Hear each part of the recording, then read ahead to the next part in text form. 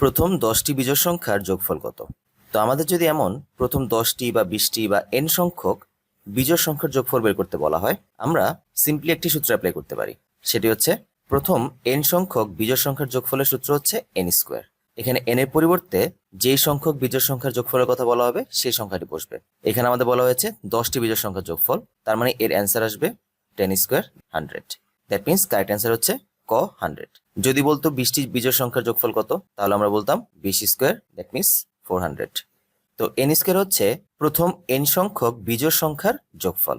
কিন্তু যদি এখানে প্রথম n সংখ্যক জোড় সংখ্যার যোগফল বলা হতো, সেই ক্ষেত্রে সূত্রটি হচ্ছে n ইন্টু n প্লাস 1।